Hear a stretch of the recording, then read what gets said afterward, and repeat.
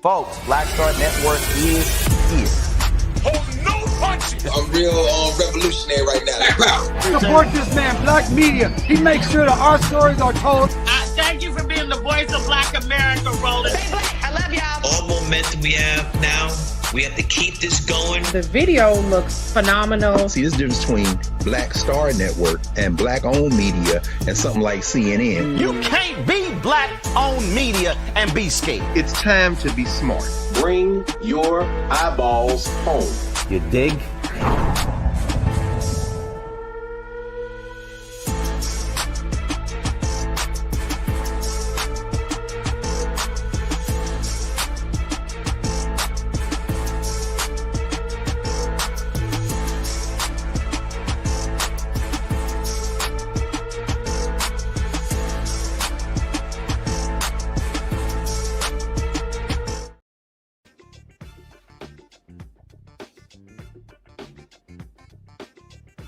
It's Thursday, January 29th, 2026, coming up on Roland Martin Unfiltered, streaming live on the Black Star Network. Fulton County, Georgia lawmakers call the FBI's search of a local election center an intimidation tactic.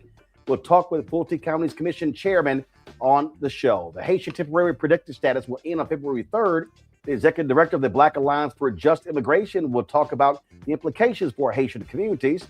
The Huntsville, Alabama Police Department is investigating an officer's excessive use of force during the arrest of a black man caught on video.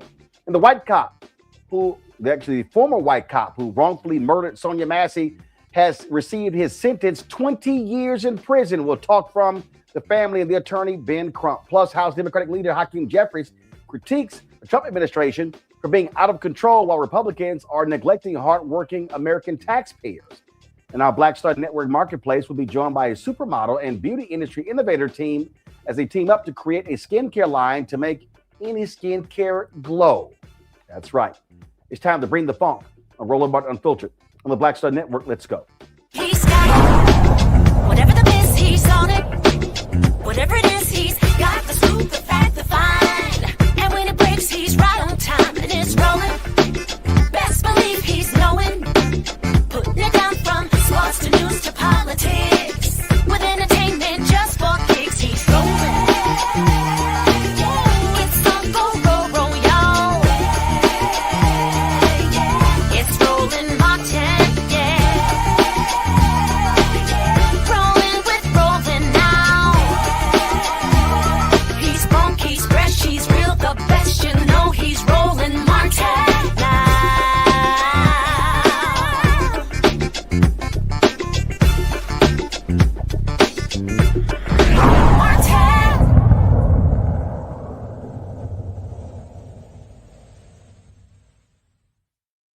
One day after Donald Trump's FBI raided the Fulton County Election Center, lawmakers there are speaking out against this. The FBI conducted a search at the main election facility in Fulton County, which includes the state capital of Atlanta, seeking records related to the 2020 election. During the search, ballot boxes were seized. Joining us right now is Rob Pitts, chair of the Fulton County Commission.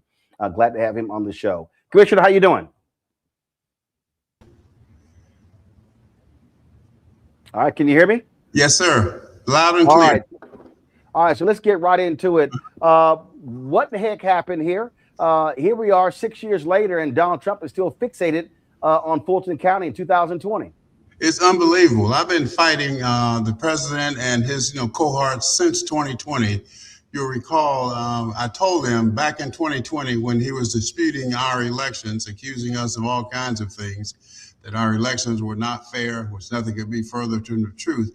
But I took it very personally because I was there. I knew what happened in State Farm Arena that night because I set up that operation for us. But I told him and then Representative Marjorie Taylor Greene and then Representative Matt Gaetz from Florida to stay the hell out of Fulton County.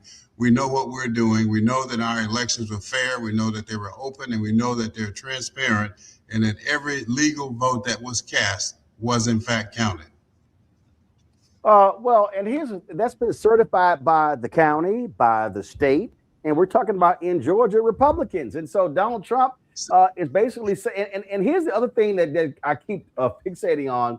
So what Donald Trump is saying is, so For every Republican who ran, the races were fine.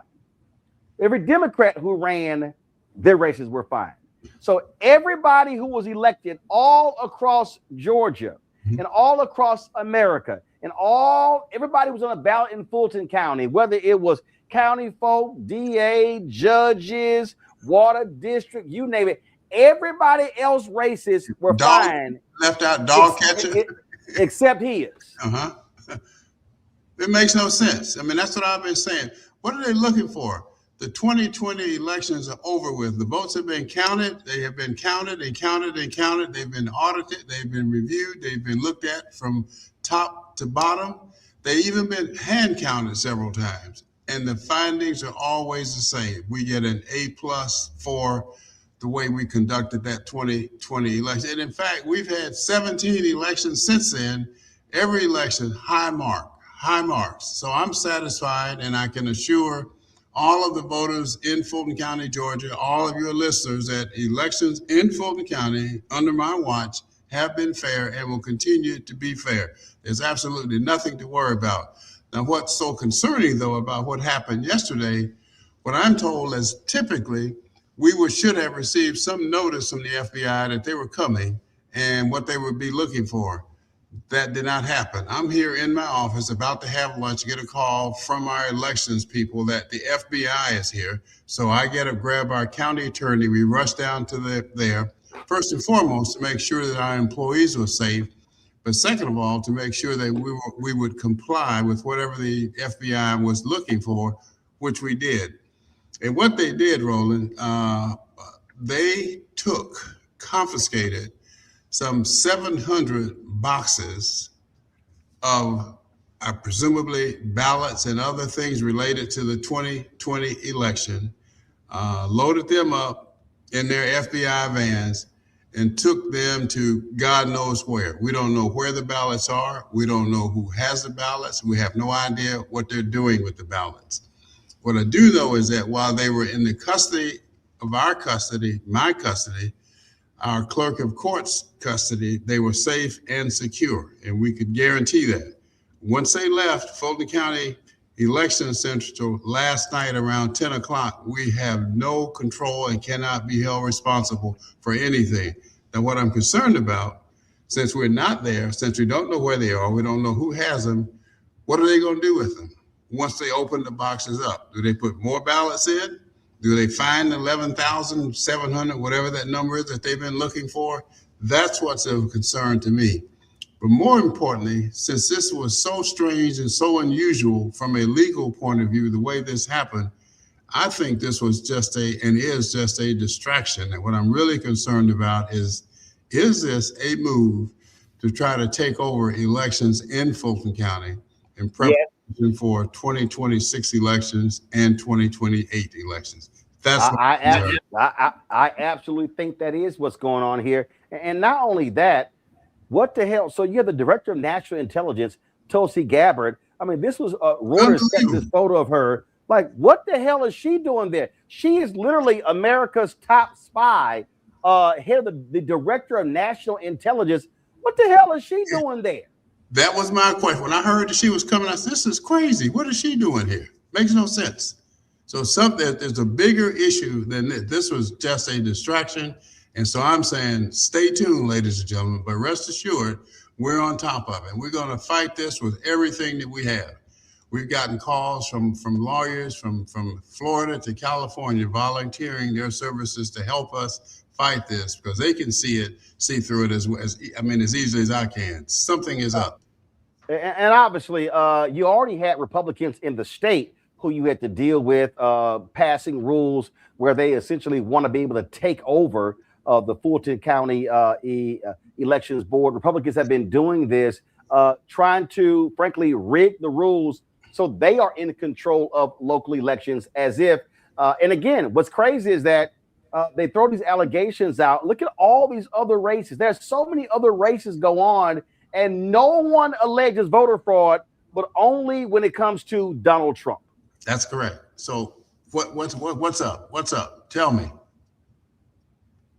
Yeah, it makes no sense whatsoever. To your point about them collecting these boxes, yeah, you now don't have any control over it. So when it came to whatever they were taking, did y'all make copies? Do y'all have a backup? Anything along those lines to protect yourself? Great point. We didn't have an opportunity to do so. Typically, I'm told we should have been allowed to make copies of everything that they took, or they could have made copies and given them to us. Nothing happened. Neither of those two things happened. So they're gone. We have no copies. Don't even know what they took, other than we know that they took 700 boxes that contain information related to the 2020 elections. Real quick here, I got my panel here that want to ask, give them a chance to ask you a question. First and foremost, Reese Colbert, host of the Reese Colbert Show, Sirius XM Radio. Reese, go. Thank you for being here. My question is, did they take anything related to the 2024 election when Donald Trump actually won Georgia, reportedly won, or was this just limited to 2020? Only the 2020 elections, as I understand it. And see, I was not even allowed in there as chairman of the commission, but our Secretary of Superior Court, she was allowed in, and one other person to observe what they were doing. But again, typically we should have been allowed to take photos or copies of everything that they were taking out, or they could have made copies so that we would know exactly what they took and really why they were taking what they took and what they were doing with them. And where are they? I have no idea as I talk to you this evening. It's a scary, scary, scary situation.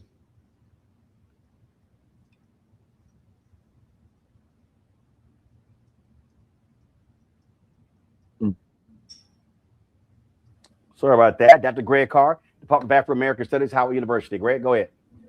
Thank you, Roland, and thank you, Brother Pitts. As I'm sure the lawyers have been calling, telling you, I mean, this authorization under the 1960 Civil Rights Act or the National Voter Rights Act, a couple of things. Is this really moot in terms of any attempt to change the 2020 election, particularly since I guess you all had the legal right to destroy those that information, those ballots, 22 months after the election, except for this judicial order you're under to preserve them. And even under the National Voter Registration Act, there's a 5-year statute of limitation.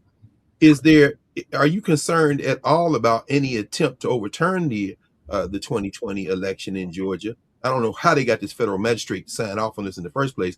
And is this really about attempting to sow doubt for 2026 and perhaps even 2028? That's exactly what I think is going on. I've said before, a distraction is a term that I use, and something bigger and more sinister is at stake here. And I think what that can be would be taking over elections in Fulton County, running our elections as they see fit for 2026, but more importantly for 2028. Okay, Roland, I just want a quick follow-up. There's no constitutional authority for that. I mean, they don't have a path to be able to do that. Do they, Brother Commissioner? I mean, there's no legal authority to take over a state election. Is there in the Constitution? That's what I'm told. And we're following the advice of our, very, very good county attorney who is consulting with others who we want the best minds. We have the best minds supporting her and us in this instance. Thank you, brother. Thank you, Roland. Dr. Nola Haynes, Georgetown University School of Foreign Service. Thank you so much, Commissioner, for reporting out on this very ridiculous and bothersome situation. My question is, I know that you're doing things, like informing the public, coming on, Roland Martin Unfiltered tonight, but what can we do? Like, what will you suggest? Like, what are your top 3 things that you want the general public to know? Because I can tell you, they are going to say they found fraud. They're going to say that, right? Because Trump needs the 2020 election to go his way, even though countless courts have told him it didn't go his way. So he's going to make it go his way. So since we see this coming, what do you suggest? I'm not suggest, but what are your 3 main points that you want us to be out there talking about? I think the people, not only in Fulton County, Georgia, but throughout the country, need to be vigilant, need to be aware of what's going on. Look what's happening in Minnesota. All of this stuff ties in together. I mean, we're into for some, I think, some very dark, deep, troubling times in this country. So we need to be vigilant. I mean, the rhetoric is one thing, but what we need to do is to get ready for the elections in 2026, the midterms, and carry that into 2028, because that's the power that we have. The vote is the power that we have. I mean, the rhetoric in the barbershop and the beauty shop is one thing, but we need to be serious, and we need to back candidates who are running for the right reasons and can win, not folk that we went to school with, not fraternity brothers or sorority sisters, but folk who are qualified and have the best interest of our community at heart. You must back and support and get out the vote and vote. Well, I don't believe anything that comes out Trump administration, especially when it comes to voting. And so if they all of a sudden say, oh, we found the smoking gun, they are lying. Absolutely. Rob Pitts, we certainly appreciate it. Thanks a lot. Thank you so much for having me. All right. Also, folks, the ranking members, the Democrats on the House and the Senate Select Committee on Intelligence, they sent a letter to Tulsi Gabbard demanding to know why the hell was she there. They say in the years since your confirmation as Director of National Intelligence, you have puzzlingly sought to dismantle elements of the intelligence community organized to identify, assess, and counter foreign threats to U.S. elections. This has included dismantling the Foreign Malign Influence Center, the product of bipartisan legislation in 2019, declassifying a range of classified materials associated with the 2016 presidential election in an apparent attempt to rewrite the well-established public record generated by the Special Counsel Investigation and the bipartisan Senate Select Committee on Intelligence Investigation, and paralyzing intelligence production on foreign plans and intentions towards future U.S. elections. In parallel, the Attorney General and Director of the Federal Bureau of Investigation have dissolved the Foreign Influence Task Force, which was established under President Trump's first term. That, of course, that letter was signed by, as I said, the ranking Democrats on the committee. On the House side, Jim Himes, and then on the Senate side, the Vice Chair, Mark Warner, and of course, they CC'd the Republicans, who are the House Chair and the Senate Chair, Rick Crawford and Senator Tom Cotton. All right, folks, going to go to break. We come back. We're going to talk about the temporary protection status for Haitians that is expiring on February 3rd. And so lots to talk about that. Lots more to cover as well right here. Roland Martin Unfiltered on the Black Star Network.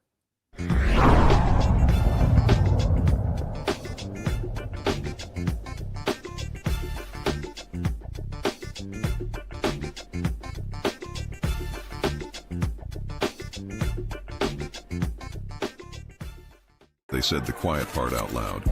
Black votes are a threat, so they erased them. After the Supreme Court gutted the Voting Rights Act in 2013, Republican legislatures moved fast. New voter ID laws, polling place shutdowns, purges of black voters from the rolls. Trump's Justice Department didn't stop it, they joined in. In 2018, his DOJ backed Ohio's voter purge system, a scheme that disproportionately erased black voters. Their goal, erase black votes and political power. Yeah, that happened. These are the kinds of stories that we cover every day on Roland Martin Unfiltered. Subscribe on YouTube and download the Black Star Network app. Support fact-based independent journalism that centers African Americans and the issues that matter to our community.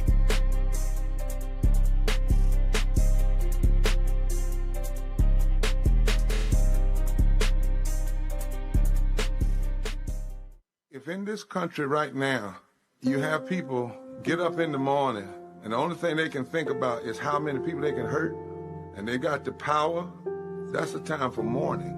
For better or worse, what makes America special, it's that legal system that's supposed to protect minorities from the tyranny of the majority.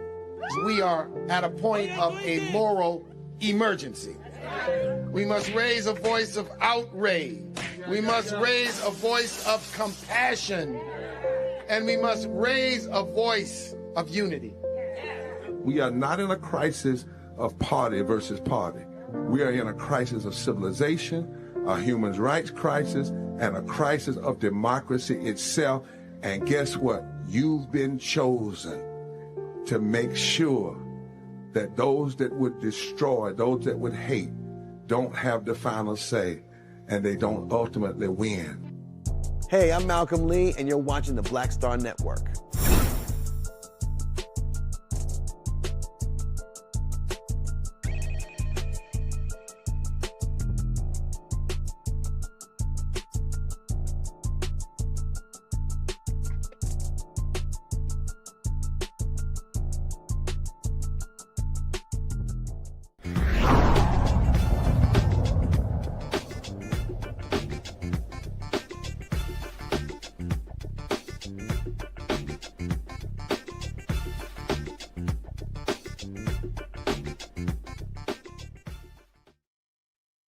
Folks, the temporary protected status for Haitians expires on Tuesday. That's right, on Tuesday, and Haitians are fighting back. Trump, of course, is all behind this decision. The temporary protected status program for Haitian immigrants will end, as I said, on February 3rd at the orders of the Department of Homeland Security, Secretary Kristi Noem, even though the U.S. State Department still lists Haiti under a level 4 do not travel advisory. According to the Trump Department of State, the travel advisory is due to kidnapping, crime, terrorist activity, and limited health care. Nana Jumfi, the executive director of the Black Alliance for Just Immigration, joins us right now. Nana, glad to have you back on the show. So walk us through this. What does this mean? What's going to happen to those Haitians who are in this country beginning on February 3rd? So what is going to happen is they're going to have their temporary status or protective status taken away from them. And we're not talking about people that just got here yesterday. The temporary protective status for Haitians started in 2010 with the earthquake that was so massive and killed so many people that we all remember. And we've had people that have continued to be in temporary protective status since that time, not just because people forgot, but because the government of this country over and over again has looked at what is happening in Haiti, has looked at the conditions that people would have to return to, and has said no, that the conditions in Haiti are such that the people should not be forced to return. What we have happening now with this administration is, of course, with their focus on their anti-Blackness when it comes to immigration and their particular hatred for Haitians, is that they tried to stop it early. So it was supposed to end in February of this year, and they tried to stop it in August. The lawsuits were filed, the courts ruled against them, but instead of renewing, which they absolutely should, because the conditions in Haiti have gotten worse, not better, they have decided, this regime, that they're not going to renew it, that they're not going to extend it. And so, but between February 3rd and March 3rd, those that are under protective status that are Haitian either have to leave, find a way to adjust their status, or they're suddenly going to become undocumented people with all that means after so many years in this country. This here is a summary from the federalregister.gov. And it says right here, after reviewing country conditions and consulting with appropriate U.S. government agencies, the secretary, this is ICE Barbie Kristi Noem, determined that Haiti no longer meets the conditions for the designation for temporary protected status. And it says the secretary, therefore, is newly terminating the temporary protected status designation of Haiti as required by statute. So does that mean that and it says right here, the time right here, it says right here, the designation is terminated effective at 11:59 p.m. local time on February 3rd. Does that mean that, let's say the next day, February 4th, that ICE can literally grab Haitians and begin to deport them? That is what they will do. I mean, people do have the capacity to try to adjust their status. Some are in the process of doing that now. Some, because it's so difficult to adjust your status, like it's so restrictive, are not going to be able to do that. And yes, we expect that this regime will send out the body snatchers. We know that there are certain parts of this country where they are great concentrations of Haitians. They're all over the country, but particularly Miami, right? In Florida, areas in New York City and New York, in Boston, right? So we know that there are certain places where we have higher concentrations, and we can expect that in those places, the body snatchers, which include ICE, federal agents, and the mass mercenaries, are going to be hitting Haitian neighborhoods and are going to be grabbing folks, regardless of their status, actually, in using this ending of temporary protected status as the excuse. It's very disturbing. This is from a media outlet in Ohio. First of all, it says some 330,000 Haitians live in the United States. About 30,000 here live in Ohio. And it says, and then, of course, 12,000 to 15,000 live in Springfield. This individual with the Haitian Support Center in Springfield said folks there are fearful. They came here just to work and send their kids to school and be here peacefully. All of a sudden, they find themselves in another scenario where they're not accepted. They are panicked, and the worst thing is that they can't even plan their lives for 3 months down the road. And so also it says that if they have a pending asylum application, they have the right to apply for work authorization and to not be removed while they're waiting for the application to be pending. That latter part is true, but we just have to remember that this regime doesn't care. I mean, yes, we're talking about what the rules are, right, Martin? But we already know, Roland, we already know that is not how this regime operates. And so with Baji, there's a couple of things that we're looking at. Number one is to make sure that people are clear about what their rights are, about what they may be able to do to adjust. And of course, if they're putting in asylum claims or other ways to adjust, wonderful. We also understand, though, that we need some permanent solutions. And, there are people that are throwing down in the courts, which is fabulous, and we'll see how that goes. There are people that are begging the administration and doing sign-on letters to, dear President Trump regime letters, and that's wonderful. And we know that there's some people that need to do that. Like, everyone's got to get in their lane. That, that's not a Baji thing, but I understand that that's the thing that some people, they're desperate and they're trying to make it happen. And then there's other folks, such as Baji, that are saying we really need permanent protections. If you recall, there was a lot of work done to get a permanent pathway for Liberians, the Liberian Refugee Immigration Fairness Act, which did produce a pathway for those Liberians who had temporary protective status and the deferred entry of departure, which allowed them to be able to get on a permanent protection stance. And we think that should happen for Haitians, that they too deserve a pathway. We think everyone deserves a pathway, but particularly with so many hundreds of thousands of Haitians whose lives hang in the balance, there should be something that Congress is doing, because we know the regime ain't going to do nothing. I'm gonna go before I go to questions.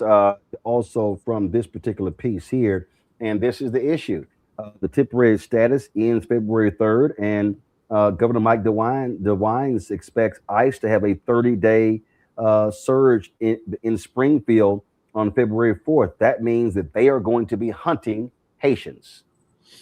Absolutely. That is what they're going to be doing. I mean, they're already doing some of that now, even before the time period, right? They're already are going into Haitian neighborhoods. They already are going by Haitian restaurants. They already are making it clear that, hey, we coming. And so it's really going to be important that the same energy that people are expressing right now, and the same way that they're closing ranks and trying to protect folks in neighborhoods across this country, that same energy exists for the Haitians, right? Because we see how so much of these invasions that have started talking about Black people and targeting Black people, as they did in Minneapolis, right? They went there allegedly targeting Somalis for this fake story of fraud. But at the end of the day, who are we talking about with Minneapolis? Are we talking about Somalis anymore? Are we talking about Black immigrants anymore? No, we're not. And we don't want that to continue. We need to make sure that we, at least in terms of our community, keep lifting up that Black immigrants are the ones that are disproportionately targeted. We are the ones that are being disproportionately detained. And the story can't shift off of us when other people start to become harmed. Questions from the panel. Greg, you first. Thank you, Roland, and thank you, Sister Nana. It's good to see you again. We saw what the Ninth Circuit did yesterday by saying that Nome and these fools, what they did with the Venezuelans and the Haitians was illegal. Of course, it didn't help the Venezuelans. But any updates on, I guess, we're expecting a ruling any day now here in D.C. with the federal judge as it relates to TPS for the Haitians? Yeah, people are hoping so. That is the prayer that people have right now. I'm serious when I say that people are in really desperate energy. You know, when you think about it, you've been living here, you have family here, you're working here, you have community here, you have a house, you have apartment, you know, all can just be gone just like that. All of a sudden, your whole life can become different. Your whole life can shift. And so people are really hopeful. Kudos to those organizations that have filed these lawsuits and are really working to try to use the courts as much as possible. But we also understand that that in itself is a process, right? We've seen this before.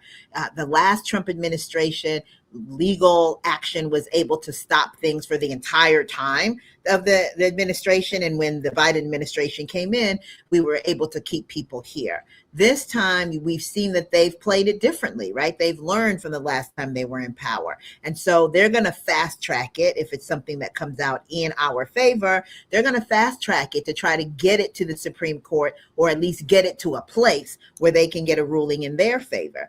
Of course, we know that, so people are getting ready for that. The best way that we're going to be able to handle this is to prepare people to keep us safe as much as possible, while we really press on our congressional friends to say, hey, what can we do here to get this permanent protection that folks need? Looking up every 12 months, praying that your protective status continues, that you pay for, mind you. You pay for the application, and whether you get it or not, you still end up having to pay for it. They don't give you your money back. Doing that every 18 months is just ridiculous anyway. It's not a way to live. None of us that are talking right now would want to have to figure out, am I still going to be able to have my job, my house, everything that I have as my stability every 18 months, depending upon the whim of whoever's in the White House. Yes, ma'am. Tracy? Thank you for being here. With this surge of terrorism that they're planning to inflict on the Haitian community, we know that we can't necessarily trust white nationalists to distinguish between different nationalities and ethnicities. But what I'm curious about is what we've seen this administration do in terms of what they call third party country deportations. Have you heard any reporting, or have you seen any data as to whether people this administration are trafficking from Haiti or actually getting the opportunity to go back to Haiti, or are they ending up in other countries, like kind of what they've been doing with migrants from other countries, sending them to Djibouti or South Sudan or other places? So here's what's very interesting, and thank you so much for that question. First of all, this administration is not so much about the deportation as it is about the detention.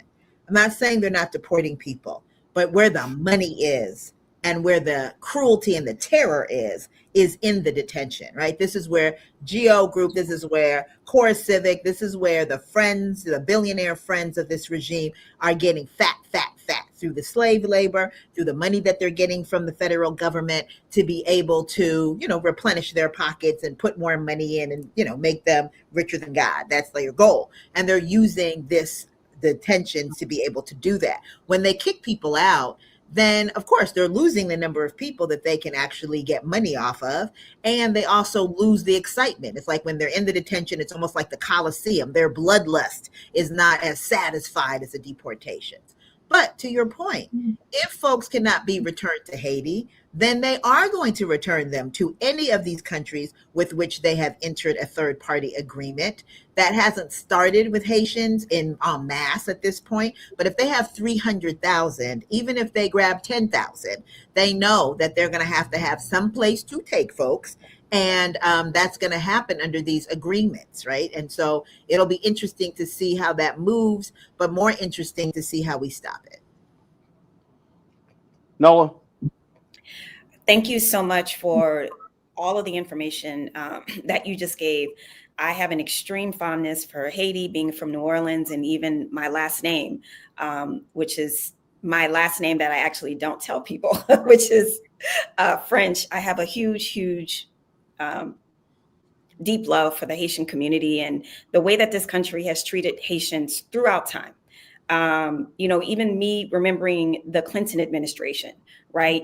Turning boats around, not wanting Haitians here, and all the different times that this kind of beast has reared its head over and over and over. So my question I'm struggling to ask, why do folks still want to be here? I know that might be a horrible question and a rude question, but I'm just at the point where this regime is so destructive. We already know what the outcome is going to be. We already know that the Supreme Court gave Trump presidential powers over the travel ban. We already know what's coming. So I'm just like, at this point, y'all, I don't know, like, is there somewhere safer? Is there somewhere else? Because this is insane to me that the Haitian community has to go through this all the time. I'm sorry. I'm just at my wits. No, look, I get it. I absolutely get it. And it's a question, that even I'm from Ghana originally, right? Born in the United States, parents from Ghana, and like a Toyota, I still claim my, made in Kansas. I still am Ghanaian. I mean, you got folks that are Black American. Oh, okay. But you got some folks that are Black American that are like, get me out of here, right? Let alone. Yes, that's where I'm coming from. But here's what we have to remember. Haiti's the way that Haiti is because, in large part, especially in this modern time, because of the United States, right? And so a lot of times the reason that people are here is because the US is there. The reason that people are in Europe is because Europe is in our countries, on the Caribbean, in our countries, and on the continent. So people are coming as a direct result of what is happening in our countries. And so when we look at migration, if we think of it as a human right and as a natural, like if people didn't migrate, there'd be nothing but Africans. We migrated around the world to make all these other people, okay? They would not be here if we did not migrate, right? And so that piece is important to remember. And we have a right to chase and to connect and reconnect with our relatives who are all the Black people of the diaspora. The earth is our turf, wherever our Black people are, who we know have been displaced most forcibly, whether that was through enslavement or through conditions that pushed us out of our countries. We have a right to connect to that. We have a right to connect to our resources. These folks have dug out our resources, made themselves fat, rich, and happy, and then want us to stay where they have carved out of. No, we're coming here to reconnect with our resources. And we have a right to reconnect with our relics, right? We have a right to reconnect with what they've caught up in their museums, what they've taken and put in their universities, all of that comes from us. We have a right to do that. And so it's almost that migration in a way for Black people, wherever we go, is a form of reparations, whether we're going back to the continent, whether we are going to to Europe, to the Caribbean, to the East or the West, because we are the people that have given the resources, the culture, the everything to the rest of the world on a diasporic level. And therefore, wherever you are as a Black person, you deserve to be anywhere. If you want to be on the North Pole, Australia, wherever it is, the earth is our turf. All right, then. Well, we appreciate it. And I will certainly pray for our Haitian brothers and sisters when that temporary protected status ends on Wednesday. Thanks a lot.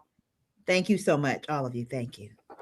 All right, folks, got to go to a break. We'll be right back. Roland Martin Unfiltered on the Black Star Network. When we come back, we'll talk about the Sonya Massey case. The former cop who shot and killed her, he is going to prison for a very long time. Plus, we'll talk about a shooting that was captured on tape in Huntsville, Alabama as well. All of that on the Roland Martin Unfiltered. Don't forget to support the work that we do. Join our Bring the Funk fan club. That's critically important. Your resources allow us to be able to do the work that we do. And so we appreciate all the work of people who have donated in the past. The goal is to get 20,000 of our fans contributing on average $50 each a year to support Roland Martin Unfiltered, support all of our shows on the network. Of course, our new show, our new daily show, The Breakdown with Brittany Noble, we launched today. Our health show, Second Opinion with Dr. Ebony Jade Hilton. We're going to be restreaming that right at the conclusion of my show as well. We've got a Balanced Living with Reverend Dr. Jackie Hood Martin. And y'all keep sending y'all comments. Greg is here. I'm here. They keep saying, man, I told them, I said, there going to be new episodes of the Black Table. I told y'all. Soon. Yes.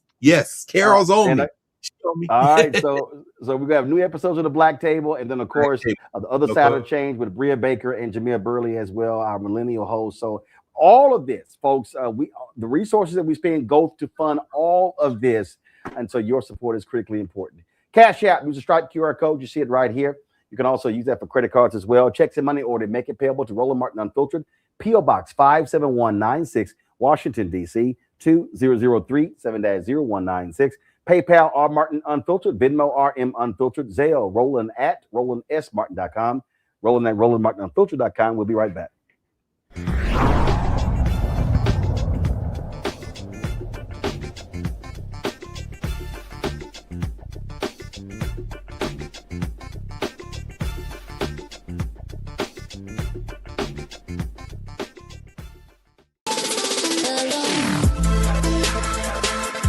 Hey y'all. Welcome to The Other Side of Change, only on the Black Star Network and hosted by myself, Rhea Baker, and my good sis, Jamira Burley. We are just two millennial women tackling everything at the intersection of politics, gender, and pop culture. And we don't just settle for commentary. This is about solution-driven dialogue to get us to the world as it could be and not just as it is. Watch us on the Black Star Network, so tune in to The Other Side of Change.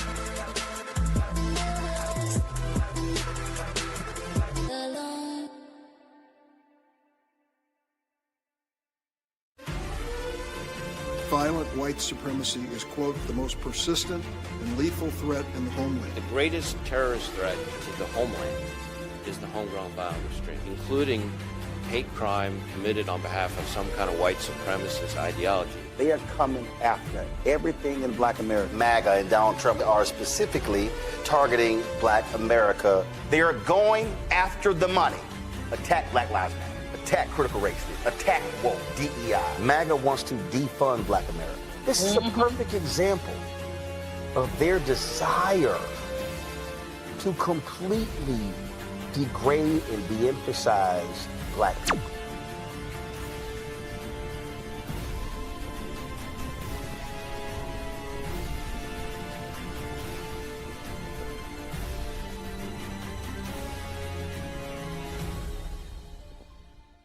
What's up? It's your girl, Tamika D. Mallory, and you are watching the Black Star Network.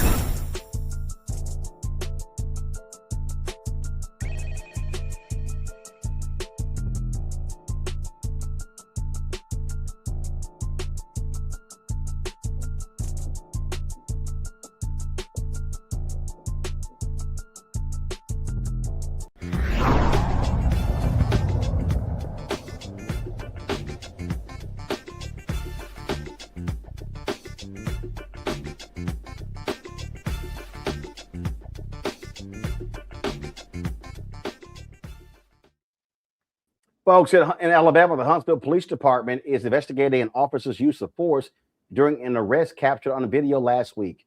January 21st video was shot by a bystander. It captured the arrest of 37-year-old London Harkey. According to the police report, an unnamed HPD officer attempted to pull Harkey, a father of five, over late Wednesday night. After a brief pursuit during which Harkey lost control of the vehicle and crashed, the officer tased Harkey and body slammed him onto the pavement, though he was unarmed and posed no threat. Here is the 42-second video of what took place after Harkey was on the ground with the cop on top of him. Just a warning, this video is quite disturbing.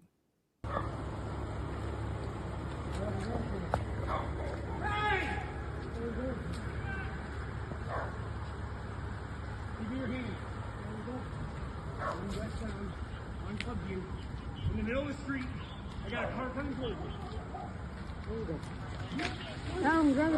Give me your hand. Give me your hand. What the fuck? Hand behind your back. Oh shit. Put your hand behind your back.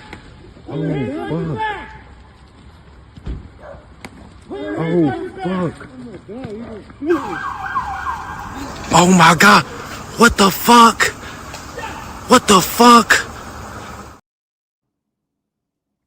Folks, Harkey said additional officers pepper sprayed him while covering his face, restricting his breathing. He passed out in the back of a police cruiser and later regained consciousness at a hospital. Here's what his face looks like after the beating. Harkey has retained National Civil Rights Attorney Harry Daniels, along with attorneys Roderick Van Daniel and Gerald Griggs. We'll certainly keep an eye on this case. Folks, one of the stories that we have been looking at is that of Sean Grayson, the former white deputy sheriff in Illinois, who shot and killed Sonya Massey. This, of course, was a tremendous story. It went all across the country. And one of the things that it also did, and we're going to be talking with a Massey family member and attorney Ben Crump shortly. One of the things that this story also did, this case did, it also led to the change of laws there in Illinois. And that's something that often is not talked about. We saw this with the Breonna Taylor killing in Louisville, Kentucky as well. And when Ben Crump and I, we've had those conversations, and we'll talk about it when we get him on. We're pulling him up very soon. He talked about how it can't just be financial settlements.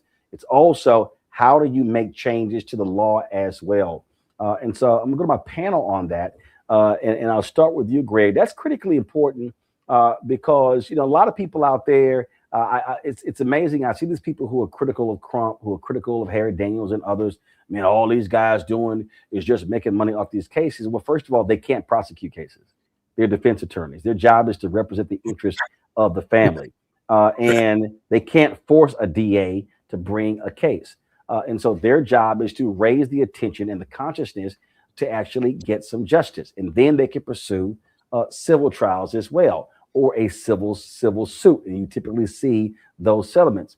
But the thing that I think is important is when you look at a lot of these cases, how they are impacting procedures, impacting city laws, state laws in these different shootings. And that has been a strategy that these lawyers have been taking, saying we don't just want to deliver a financial settlement to the family. We want to make sure that this doesn't happen to a future family. That's right, Roland.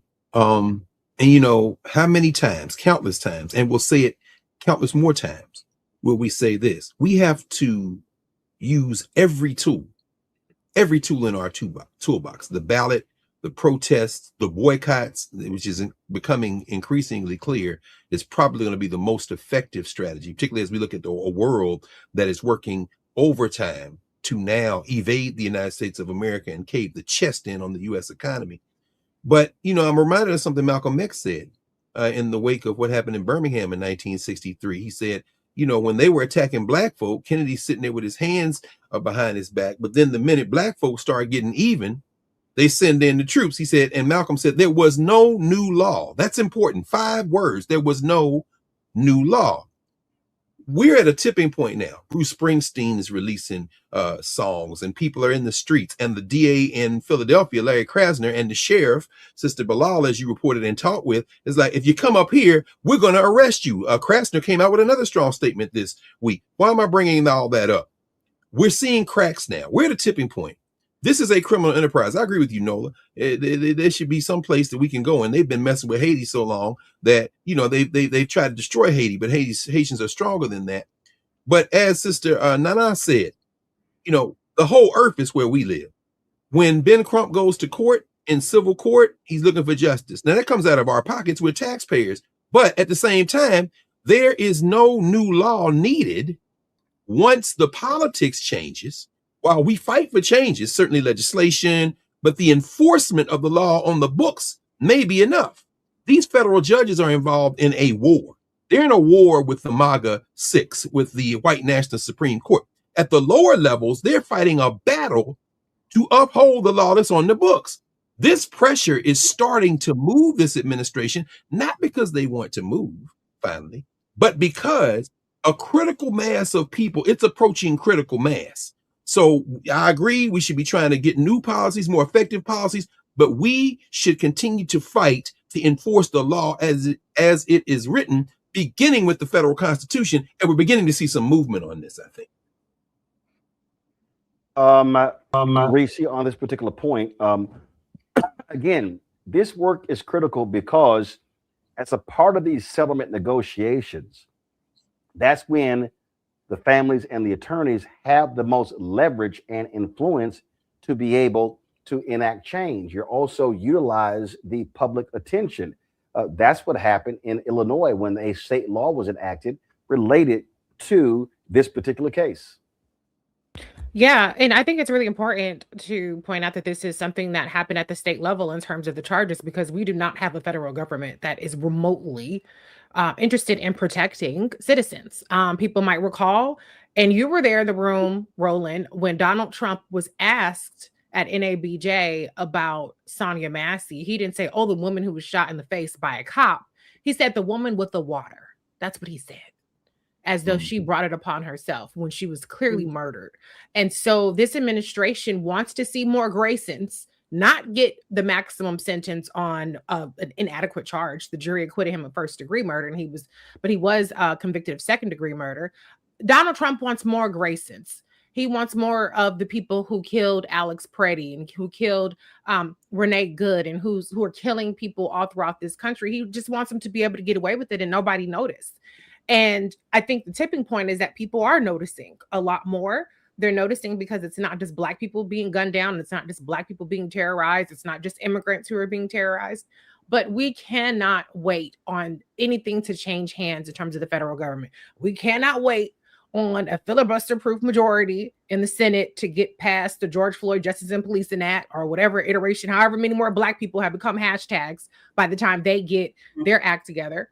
We have to be putting pressure on our state and local governments. And that's what Ben Crump and Sonya Massey's family was able to do. That's what Breonna Taylor's family was able to do, and many other places. So this is where we have the most direct line of influence, where we can exert the most power and we can get the quickest changes to protect ourselves. We're always going to be vulnerable in this system, but at least we can make people think a little bit twice, and at least there could be some consequences.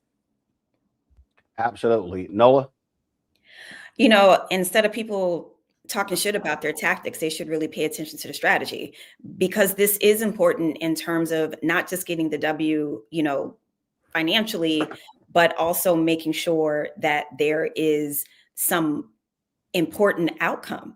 And that is one of the things, to be honest with you, that is missing, you know, from a lot of what we want to see from our congressional members, from the CBC. I mean, that everyone I talk to wants to know, where are they? What's the strategy? So instead of, you know, just kind of using your Twitter fingers to talk crap about, you know, people who are out there trying something, right, and being effective, maybe we need to, you know, borrow from the Panthers and other organizing groups who came together and actually sat in rooms and actually came together and strategized and thought through things. And I think that's a piece of this that's missing. We're not doing that.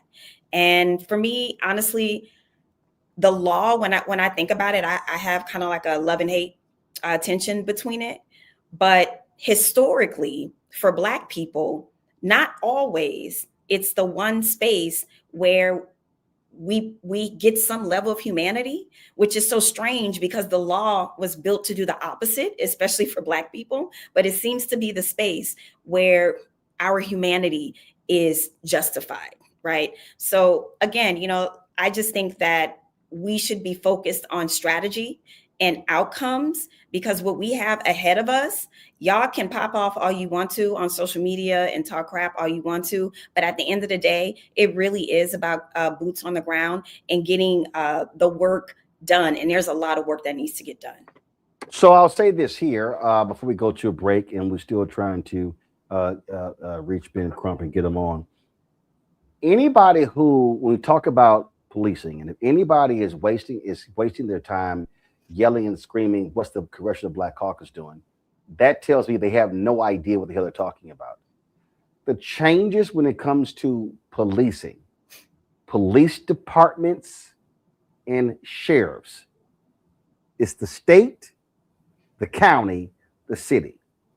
The cop that shot and killed Sonya Massey wasn't a cop. He was a deputy sheriff. That's county. He wasn't with the city police department. He was a deputy sheriff. That's county. So when you're trying to change laws, you have to be changing state laws, county laws, city laws.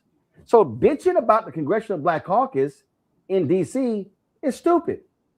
Congress passes laws that impact federal law enforcement. Federal. Now, the laws they pass can also have an impact on cities and states, depending upon how you structure the funding. But that's the thing. And so with people out there who don't understand all these different things, that's why there were a lot of folk for a long time who were yelling police reform, and they were marching on DC. Then it hit them, wait a minute, if we start electing different DAs, then we can impact police reform or impact criminal justice reform, because the district attorney is at the heart of determining who gets charged and who doesn't. And so people need to understand, we always talk about this here, how do you connect the dots and understand the difference between who does stuff on the city level, the county level, state level, and the federal level.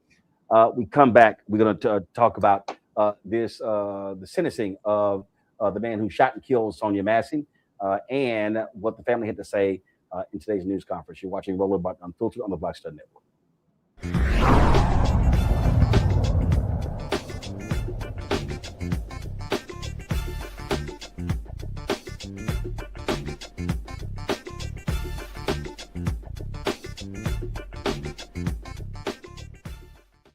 If in this country right now, you have people get up in the morning and the only thing they can think about is how many people they can hurt, and they got the power, that's the time for mourning. For better or worse, what makes America special, it's that legal system that's supposed to protect minorities from the tyranny of the majority. We are at a point of a moral emergency. We must raise a voice of outrage. We must raise a voice of compassion. And we must raise a voice of unity. We are not in a crisis of party versus party. We are in a crisis of civilization, a human rights crisis, and a crisis of democracy itself. And guess what? You've been chosen to make sure that those that would destroy, those that would hate, don't have the final say, and they don't ultimately win. I'm Risa Colbert, and you're watching the Black Star Network.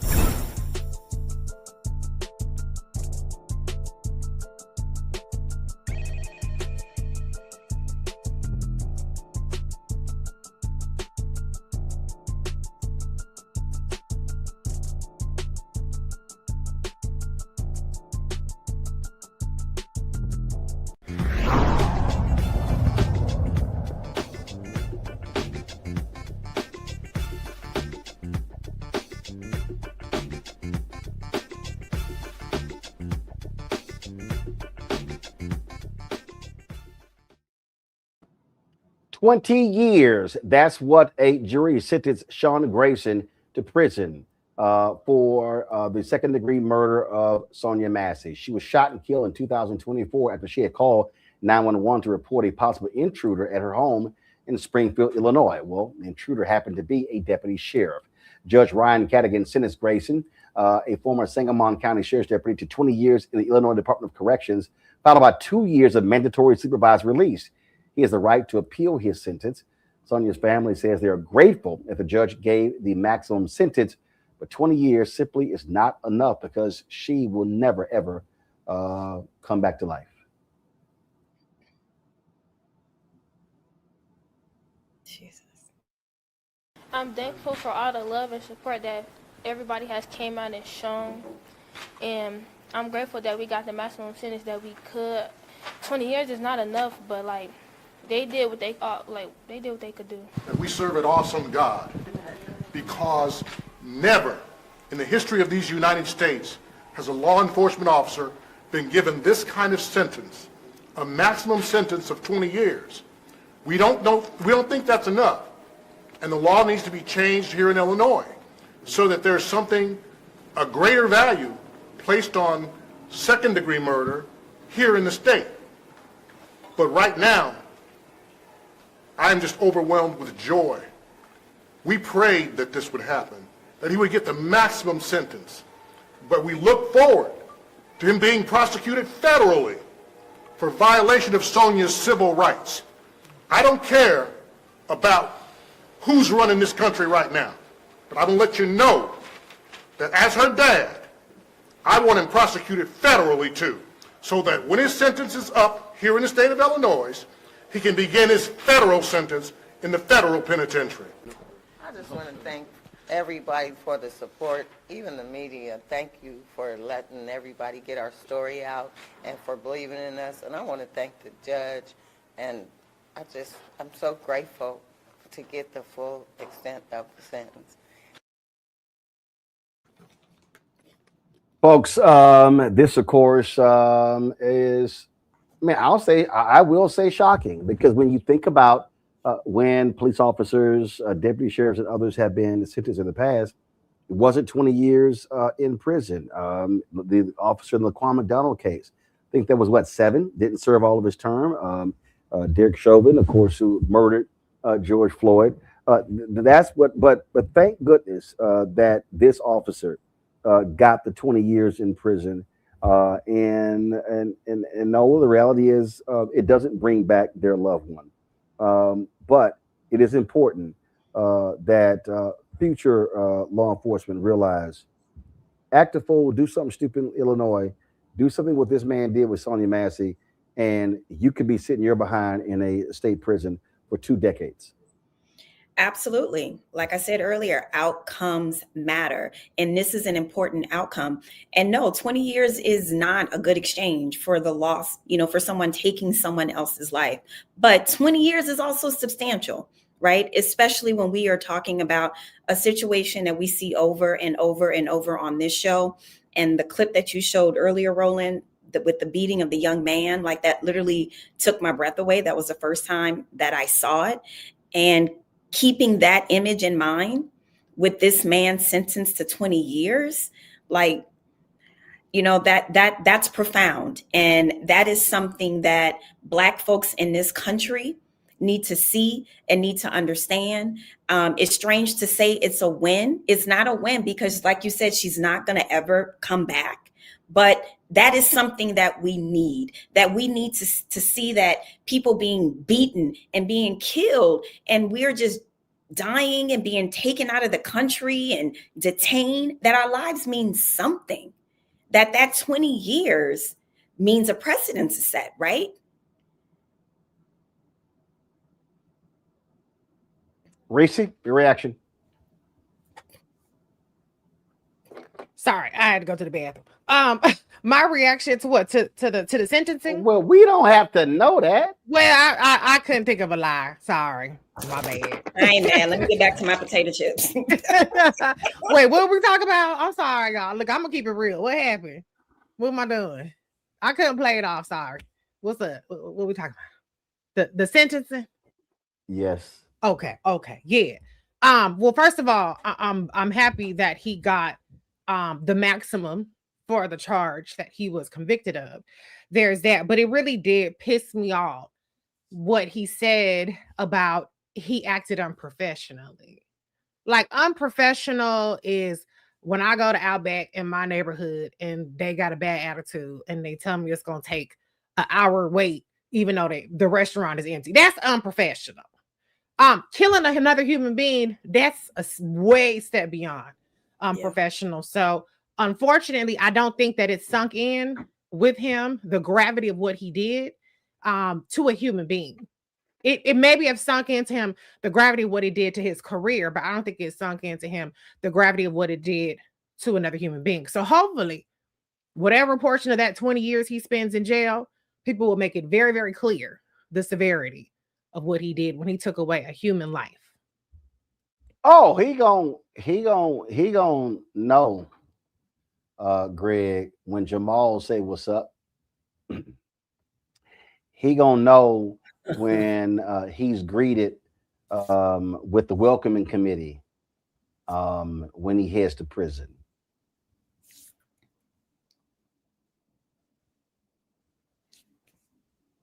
Greg?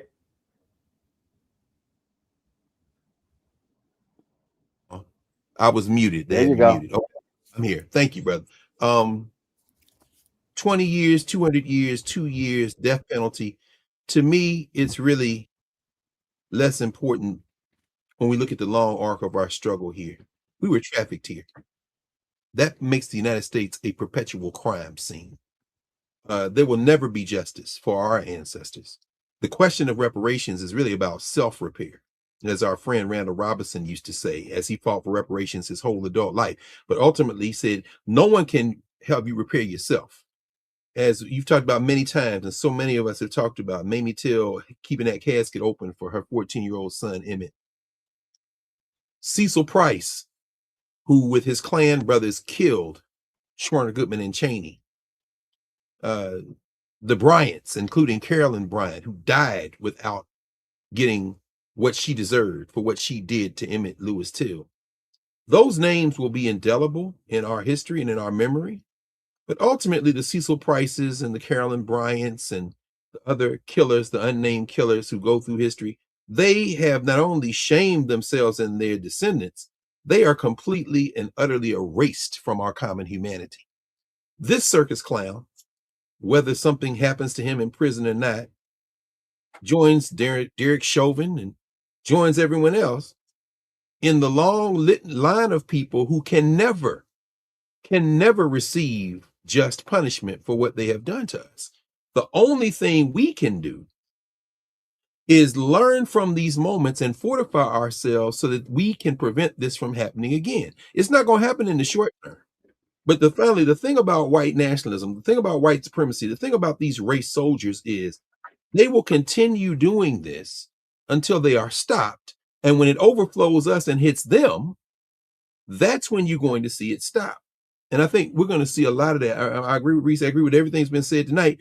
There is a sea change right now. Christy Nome, you're under the bus now. Steve Miller, you're under the bus now. But soon you will be going to jail if we do what we need to do.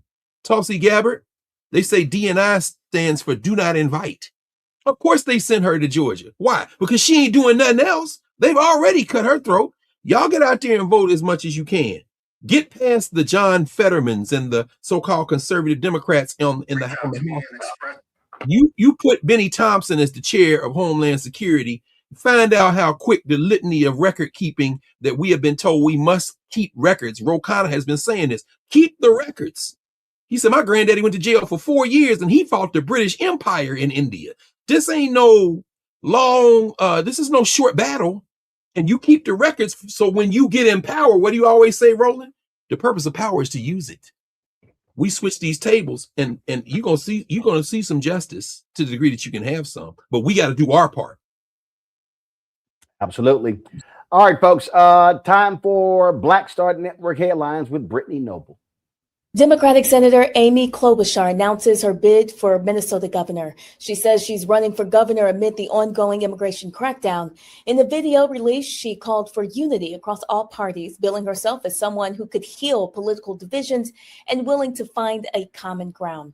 Her candidacy comes after the incumbent, Governor Tim Walz, announced that he will not seek re-election, which stems from criticism of his handling of a fraud scandal in the state. Klobuchar, a 4-term senator, reportedly delayed her announcement after federal agents fatally shot Alex Preddy just 2 weeks after they also killed U.S. citizen Renee Good.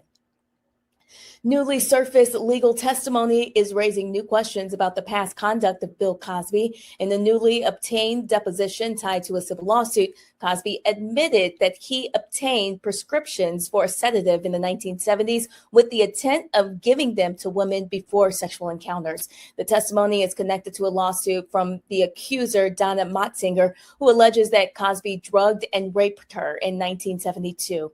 Cosby's attorneys have previously argued no unsealed testimony shows he drugged anyone without their consent. And in Virginia, 9 Black women are suing a high-end steakhouse for $5 million. It all comes after a celebratory birthday dinner at Cork and Bull Chop House. The group says they were kicked out of the restaurant after a fight broke out between 2 other women who were not with them. The women say the experience left them very traumatized, with at least one seeking medical care for stress and avoiding dining out altogether. Their attorney says that they are demanding accountability, not just a payout, arguing the incident reflects how Black women are stereotyped as aggressive and disposable in public spaces.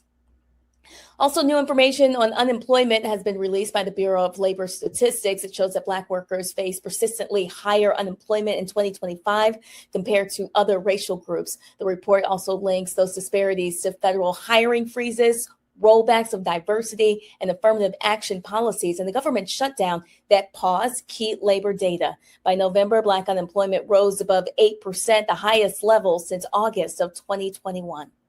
Also, a new study published by JAMA Network Open shows that discrimination shortens the lives in Black communities. Nearly half of the mortality gap between Black and white adults can be traced to the cumulative toll of a lifetime of stress and heightened inflammation. In the study, it shows chronic stress takes a biological toll that shortens lives.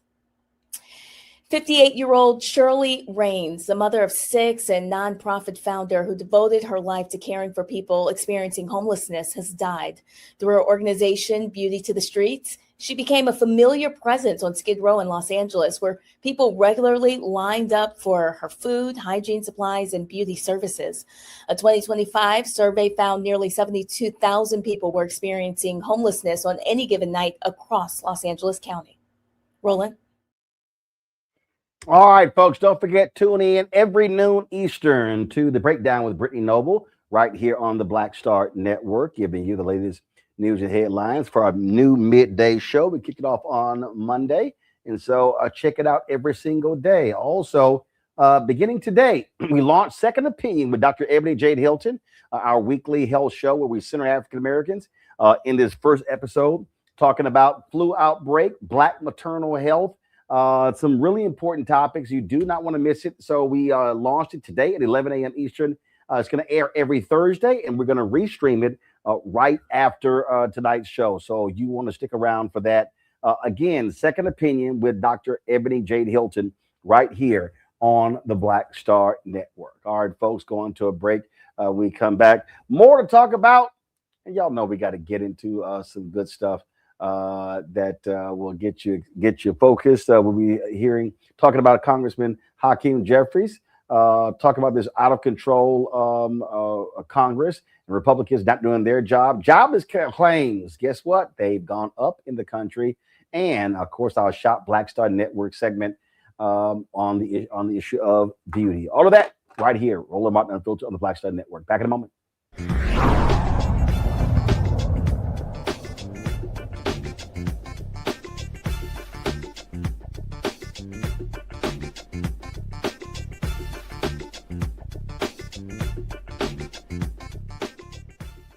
They said the quiet part out loud.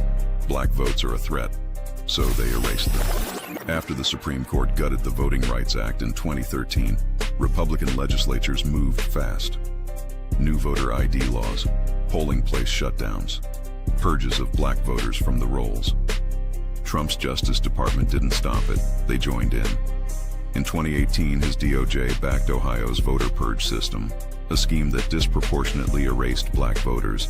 Their goal, erase black votes and political power. Yeah, that happened. These are the kinds of stories that we cover every day on Roland Martin Unfiltered. Subscribe on YouTube and download the Black Star Network app. Support fact-based independent journalism that centers African Americans and the issues that matter to our community.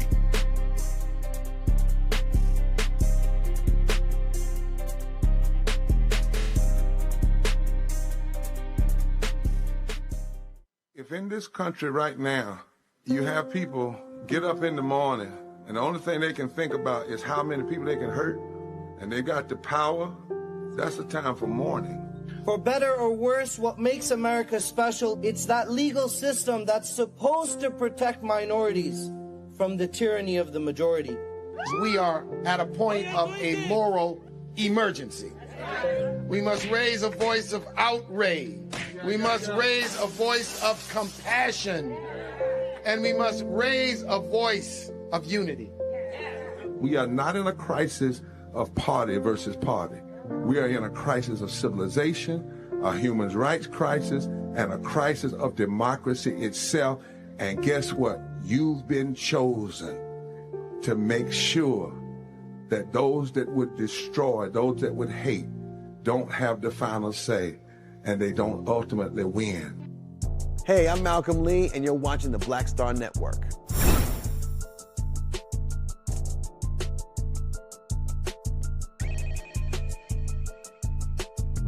Hatred on the streets, a horrific scene, a white nationalist rally that descended into deadly violence.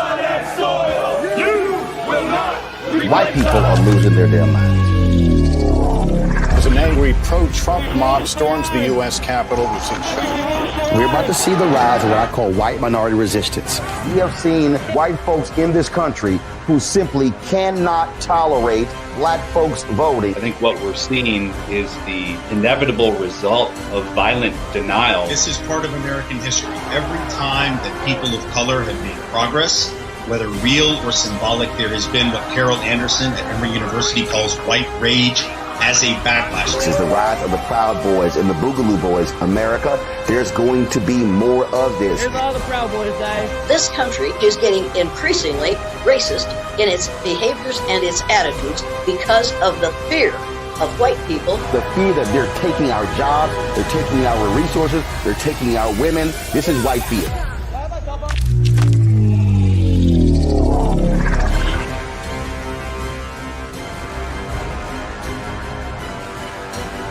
Folks, Black Star Network is here. Hold no punches. I'm real revolutionary right now. Support this man, Black Media. He makes sure that our stories are told. Thank you for being the voice of Black America, Roland. Stay black. I love y'all. All momentum we have now, we have to keep this going. The video looks phenomenal. See, this difference between Black Star Network and black-owned media and something like CNN. You can't be black-owned media and be scared. It's time to be smart.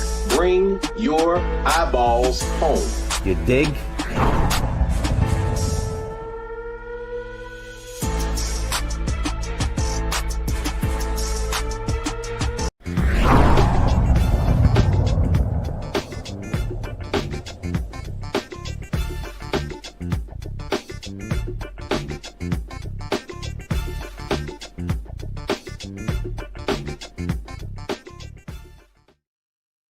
House Democratic Leader Hakeem Jeffries press conference, where he highlighted how the Trump administration is behaving in an out-of-control manner while Republicans are neglecting their duty to reduce costs to create an economy that benefits hardworking Americans. This is what he said.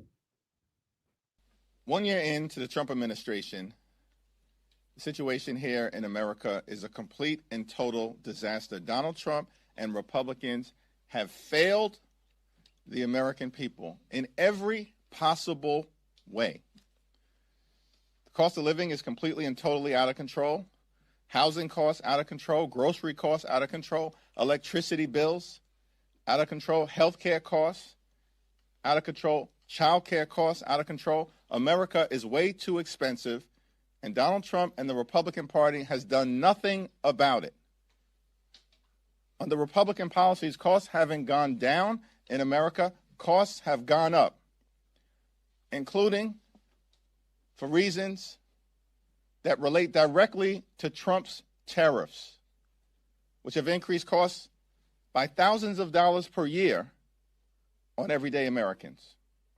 We have a broken healthcare system and a Republican healthcare crisis. Republicans have enacted the largest cut to Medicaid in American history. Hospitals, nursing homes, and community-based health clinics have closed because of toxic Republican policies in the One Big Ugly Bill.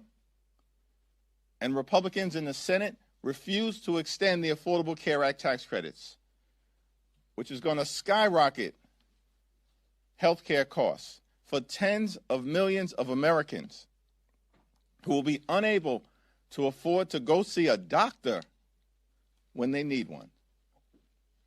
Donald Trump and Republicans promised to cut costs in America. Instead, the Republican Department of Homeland Security is cutting down American lives in cold blood. It's completely and totally unacceptable. Taxpayer dollars should be used to make life more affordable for the American people, not brutalize everyday Americans or kill American citizens. But that's exactly what's happening right now in the United States of America, which is why dramatic change is needed with the Department of Homeland Security before any appropriations bill related to ICE or CBP proceeds. That's the Democratic position, because that's the position of the American people. Well, speaking of that bill, I was just looking at a clip here, and they are. First of all, folks, let's get my audio straight. We are getting this echo here. But one of the things that I think is hilarious is that one, a deal apparently has been cut where they're going to move forward on a spending bill that will fund 5 different agencies through September, but there's going to be a 2-month extension on the DHS. A 2-week extension on the DHS budget to allow time for negotiations. What you're seeing here, Greg, they wanted to, of course, try to pass this budget to keep the government stop the government from shutting down. Democrats, after the shooting, the murder of Alex Preddy, all of a sudden realized, hey, DHS budget is a hot issue here. What do you make of this deal? Fine, we'll move forward funding for 5 agencies. We'll withhold DHS, and then we'll negotiate that later. That's what's going on as we speak. That's apparently that negotiation just took place, and so they probably going to be voting on. Give me 1 second. I was just looking at this here. I was looking at several posts. So they're probably going to be voting on this new funding deal tonight. Yes, well, the MAGA Muppet, Mike Johnson's going to have to bring the House back. He did what he has been doing in his desperation, which is try to slow everything. But yeah, as you said, they've since we went on air, they've come up with a deal to pass 5 of the 6 remaining spending bills. I think they had 6 total, but 5. And and we heard Leader Jeffries yesterday, I want to say as they were saying, it's going to be hammered out. It's going to be hammered out. He said, yeah, but it's not going to be with any infinite time. There's going to be some time limits. And it looks like the time limit, at least as it's being reported, as you're talking about it, is 2 weeks to do DHS. I think it's important to understand that these last 2 killings, White Death, unfortunately, has a way of putting things where they need to be put. How many times have you talked about James Reeb or Viola Luiso or any of the number of white folks who lost their lives during the quote unquote civil rights movement? Right now, as we've been seeing last couple of days, Kristi Noem is trying to blame Stephen Miller. Miller has been exposed now. Bovino has basically been pushed out. Marble-mouthed Homan is up there mumbling and stumbling. But at the end of the day, what we're really seeing is a White House in disarray. It's clear that the chief of staff, Susie Wiles, doesn't like Stephen Miller and vice versa. And Ice Barbie's alleged boyfriend, Corey Lewandowski, who of course is Trump's friend, is another enemy of Susie Wiles. And so they're in disarray. But this White Death and this mass movement that's only going to get larger has backed them into a corner. And so as a result, Chuck Schumer, somebody dropped a spine off to him in Brooklyn, apparently over the last couple of days. And as a result, he, who is pretty feckless as a politician at this point, has the steel to say, no, we're not going to do this. If they had shut the government down, we know because of what they packed into that bullshit bill last year, that it wouldn't have really impacted ICE or Border Patrol because they have billions of dollars in there for just this kind of situation. However, finally, this is a moment when the Democrats look positioned to press the advantage. And if they get any kind of concession 2 weeks from now or in the next couple of weeks, it's going to feed the momentum. They don't need a John Fetterman. They don't need a blue dog Democrat. Some of those Republicans, like Susan Collins and others, are terrified because the people are moving against these fascists at this point. So I would take this as a victory and continue to press on. The other thing here is when you talk about jobless numbers, that is really important, Reese, when you start looking at that. You're talking about 209,000, and the numbers don't look great. These folks are sitting here claiming, oh my God, the economy is just going to be booming in 2026, this golden era. Well, this right here, this chart tells you right here, look at that. It's down from December 6th, but when you talk about jobless claims, that's obviously way higher than what you saw take place during Biden-Harris. And, this is one of those things where, frankly, Democrats are going to have to learn how to properly message, because the data doesn't lie.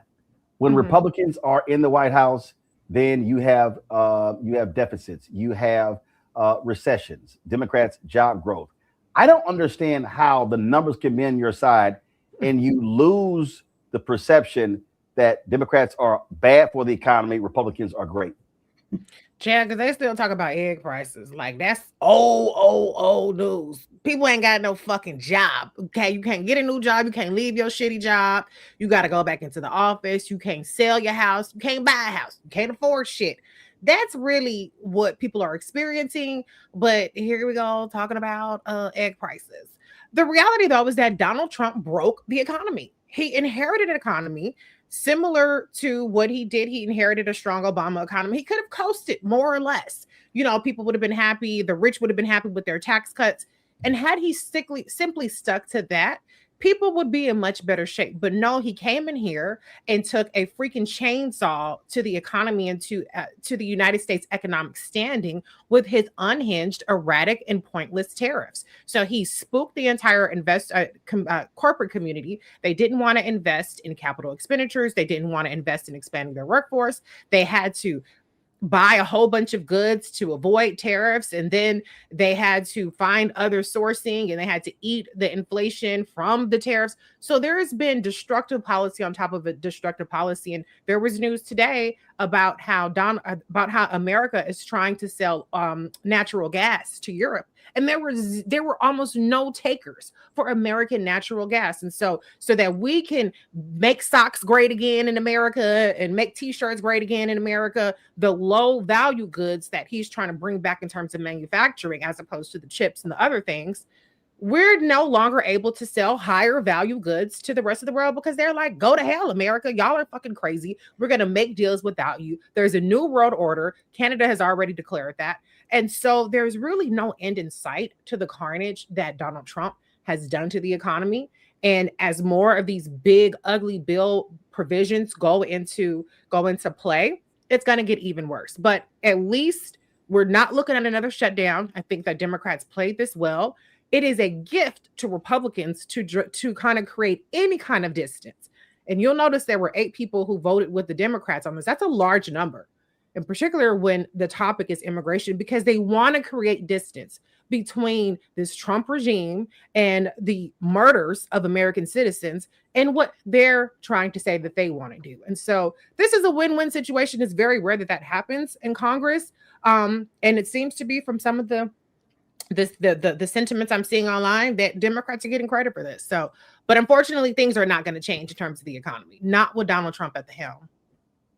Noah, to the point Reese just made, if you look at this story here from, he said Trump's trade policy blamed for U.S. gas auction flop in Eastern Europe. Not only has he been an idiot when it comes to tariffs in Europe, the constant trashing of European countries, folks who are allies, and they're like, you know what? We're good, dude. We're good. Y'all can keep y'all natural gas. And so soybeans not being bought, natural gas not being bought, all this sort of stuff. Other countries cut their own trade deals. Yeah, the so-called great businessman, that's for the idiots who believe that. Those of us remember how many countries he ran into bankruptcy. The man has flat out destroyed the economy. And then you've got yesterday, Scott Bassett, they were in that dear leader cabinet meeting, and he was like, oh, 2026, the economy is going to be booming. No. Mm-mm. No boo. This is a situation where national security, international security, and foreign policy converge. First and foremost, this is a national security crisis. Any way you look at it, we're talking about the Department of Homeland Security. We're talking about Americans being shot and murdered on the streets. We're also talking about national security as a justification to do this, also being threatened in terms of being able to use that as a device of legitimacy. Because when you say something is a national security threat, that's not something that you just kind of bandy about. That means something. And so not only is Trump damaging, not just the economic strength of the United States, our national security is also being threatened by this impulsive decision maker that we are stuck with. But one of the things that I did like what Leader Jeffries said is that he framed this as an urgent moment, that basically these are very unique in extreme times, therefore extreme responses are needed. So in that way, you know, they understand the assignment, right? And then the second part of this is Canada and China. I'm going to be talking a lot about this. Canada and China have partnered in terms of electric vehicles. Tons of news about it last week. Now, this is a market that the United States once cornered. But when you have the pairing and combination of Trump and Elon Musk, basically Curly and Larry, they just need Mo. I guess that would be Stephen Miller. They don't know what they are doing. Just because you sit around and you have a bunch of ideas and you think you're smarter than everybody else, but you have no plan, no strategy, nor did you actually talk to the folks from the outgoing administration about what they were doing and how to effectively do the thing. And then you fire all the people who know how to do the thing. So it is not a surprise to anyone that things are falling apart all over the place. But, you know, people are going to go to other countries and buy goods from them. And China right now, Trump is a gift to China. Because China, honey, is stepping into the void, the diplomatic void, the economic void, all the Trump voids. China, honey, they have stepped into it and like, hello, superpower right here, because the United States has abdicated all of it. Yeah, but always winning, huh? Always winning. Is that what they said? That what they say? We're always winning? Yeah, I don't think so. And we're seeing how this economy is being completely wrecked as a result of the craziness. And it just really cracks me up when you look at these nutcases. Like I literally I just saw this here. You know, that idiot Monica Crowley, who used to be at Fox News, she tweeted this: President Trump won 2020 in a landslide. You're going to learn. I had to comment. I said, you know what? You are stupid. I'm like, you are stupid. But these people, and this is why, Reese, I keep saying, it's dumb for Democrats to spend a significant level of energy trying to win over Trump voters. Most of these people are so crazy and out to lunch that it's just a waste of time. How about you spend your time building up your black base and going after the 90 million folks who did not vote versus trying to flip these people who think this man is the second coming of Jesus? Right. I mean, first of all, fuck MAGA and everybody down with him. But, you know, whiteness is intoxicating and people want that white approval. That's why Democrats... Why the moment you had to go there, I immediately started thinking about... I started thinking about the Tupac diss song. F bad boy, M as a label, M so and so. That I fuck can't MAGA, fuck Stephen Miller, fuck JD. I can't wait for Reese to drop her own hit 'em up style. Go ahead. Really I should. Look, I'll go triple platinum on that. Fuck them people for real. Like, what are we doing? They're lost cause. However, like you said, there are 89 million motherfuckers who couldn't be bothered to vote for whatever reason. Now, like it was a black woman, whatever. Maybe they was eating too high off the hog and they was feeling themselves. They thought they didn't have to vote, whatever. But like I was starting to say, whiteness is too intoxicating for Democrats. That's why every election they run these dumbass ads to try to get to the white women, because the white women are going to grow a conscience all of a sudden, and they're going to be a majority Democratic voter base, because they're so appalled by Donald Trump and his grab him by the pussy or whatever other situation else might be. And it's delusional. And that's what white supremacy is. It's delusional. And so once Democrats are willing to relinquish their intoxication with whiteness, then maybe we could all get somewhere. But until then, we're going to keep playing around the edges, trying to knock off a few of them or bring over a few of them, which, by the way, Republicans have written our black asses off for the most part. There are 40 million of us in a database marked as dissuasion. They had a little bit of success. Steve Bannon said they was going to try to get 15%, 20% of black men. So they have been doing a little bit with that, but they don't do it in terms of overtly courting black men. They do it with these red pill podcasts and Joe Rogan and others I won't name. Maybe I will name it. Stephen A. Smith. They use those folks to try to court the black male vote, despite not having policies that actually benefit our community. So yes, Democrats, get it together. Get it together.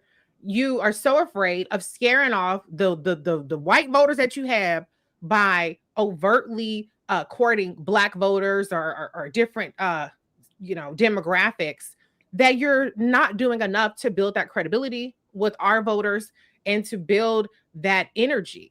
2024 was a turnout-based election.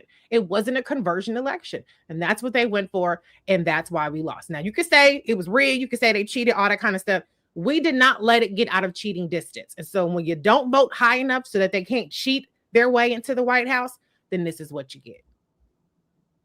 I ain't got no motherfucker. That's why I fucked your big fat motherfucker. West Side.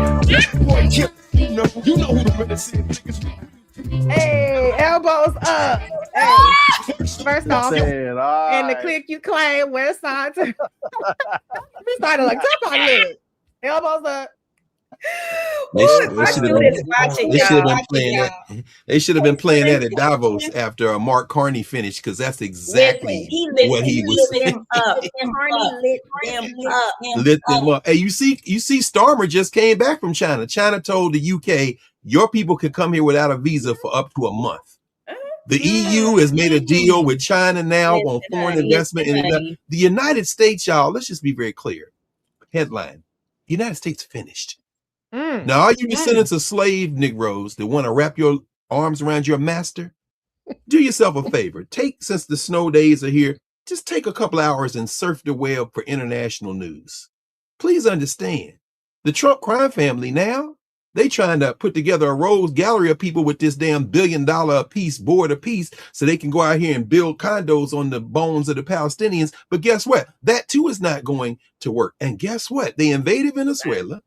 They got Maduro in jail in Brooklyn and his wife, but Delcy Rodriguez is still talking shit. And when you take over Venezuela, you take over Venezuela's debts. Guess who Venezuelan government owes? Let me think. Oh yeah, China. Please understand that the Chinese are sending support to Cuba through other places. Claudia Sheinbaum has been on the phone with Mark Carney for the last 3 weeks. They are getting in bed together. It's over. And as far as electric vehicles are concerned, the United States is toast. Like you said, Nola, the minute Mark Carney went and made a deal with the Chinese to let in those EVs, guess what? You know who's going to be screaming, can I get me a BYD? Everybody in the United States who understand that you can get a BYD for under $20,000 that's better than any EV that Elon Musk will ever build.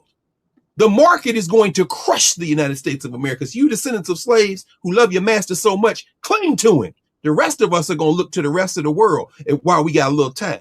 Because the Trump crime family are going to try to make their money and go on. But the United States is being hollowed out moment by moment. We ain't saying about India.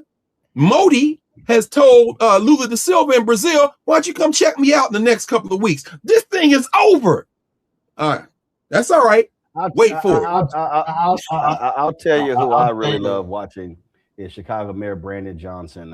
When these MAGA media reporters try to check him, and so he's always delivering Tupac style of responses. But he got to pray first, though. He got to center himself. So yeah, check this. Watch this one.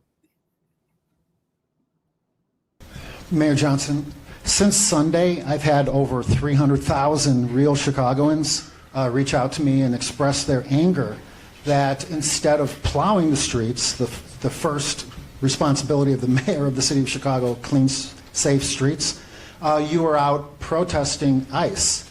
And they don't see that as being, a real responsible role for the mayor of the city of Chicago. Your rhetoric has been encouraging people to rise up and fight ICE. Many people say that that is the cause of the violence, the real violence against federal agents and law enforcement. There's also a concern that in light of this report that Governor Walz in Minnesota, that people in his office are actually coordinating these violent anti-ICE protests. Please ask the question. Anyone? Yeah, I'm trying to ask the question. Thank you. Please, if you wouldn't mind not interrupting me while I'm asking my question. Ask it. Thanks. So the question is, people are wondering if anyone in your office is coordinating with these ICE protesters to coordinate protest and violence against federal law enforcement. Well, first of all, let me again just commend the efforts and the work of the city employees that made sure that our streets were plowed and that we had warming centers available for individuals who were, either unhoused or just need that type of assistance and support. In fact, again, we saw an accumulation of roughly 10 inches because of the lake effect.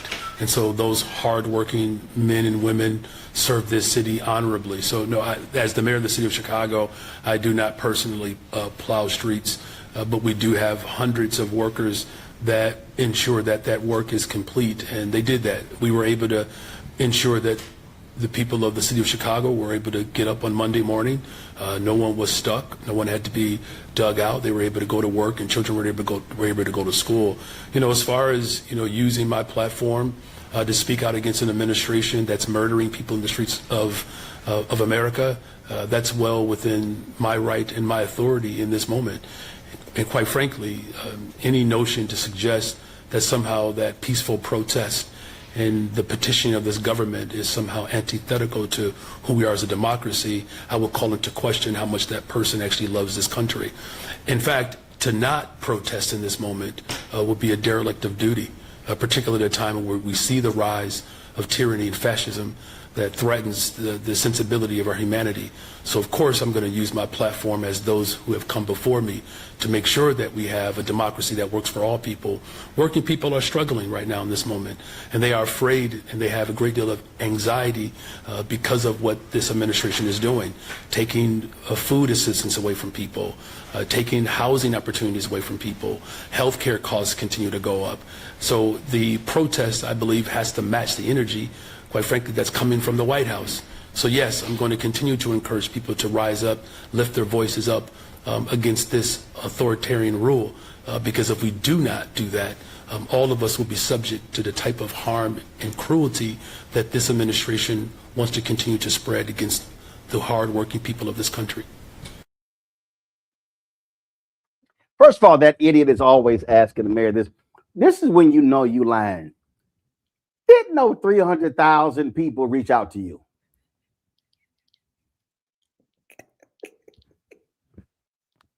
So you trying to convince us that 300,000 Chicagoans reached out to your MAGA ass. In fact, in a previous clip we played, they just straight up clowned his ass. They were like, oh my God, 300,000 people reached out to you. Do you realize that what your ratings would be if that's actually the case? They clowned his ass. And so that's the kind of fools that the mayor has to deal with all the time. I mean, y'all, we literally just I'm telling you, MAGA folk are stupid. I mean, I listen, I've known Republicans and Democrats all my life. These people are a certain class of stupid. I mean, they are in a whole different level of stupid in terms of the stuff that just come out of their mouths. It just really just makes no sense whatsoever. So, Mayor Johnson, keep clapping back, keep letting them know. And I listen. I every time I see one of these news conferences of Mayor Brandon Johnson, I think back to that Richard Pryor skit when he was president and having to respond to some of these fools. I don't know if y'all Nah, I see Reese and Greg shaking their head. I don't think Nola would know what I'm talking about. Nola, you know what we're talking about? Have you seen any of any of those clips, Nola? Yes, I have, Roland. Oh, I'm just checking. Because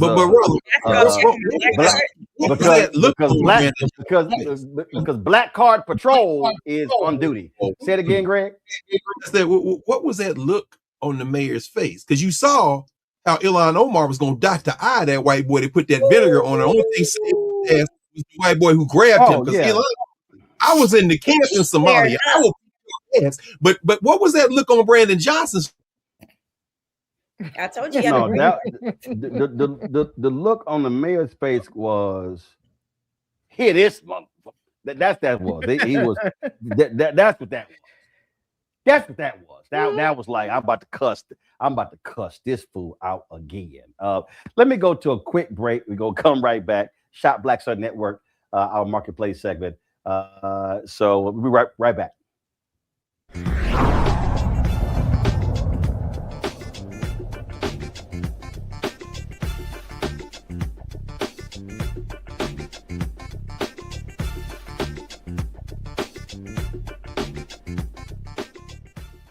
They said the quiet part out loud. Black votes are a threat, so they erased them.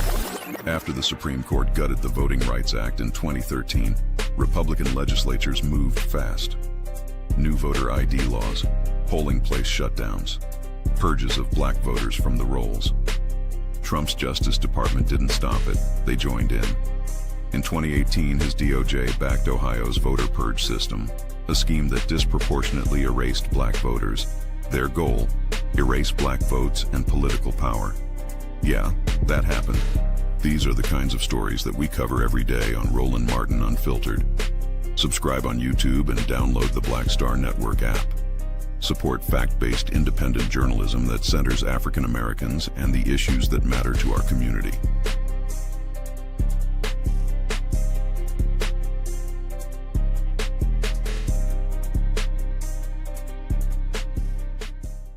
If in this country right now, you have people get up in the morning and the only thing they can think about is how many people they can hurt, and they got the power, that's the time for mourning. For better or worse, what makes America special, it's that legal system that's supposed to protect minorities from the tyranny of the majority. We are at a point of a moral emergency. We must raise a voice of outrage. We must raise a voice of compassion. And we must raise a voice of unity.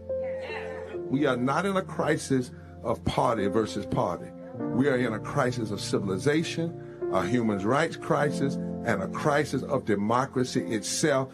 And guess what? You've been chosen to make sure that those that would destroy, those that would hate, don't have the final say, and they don't ultimately win.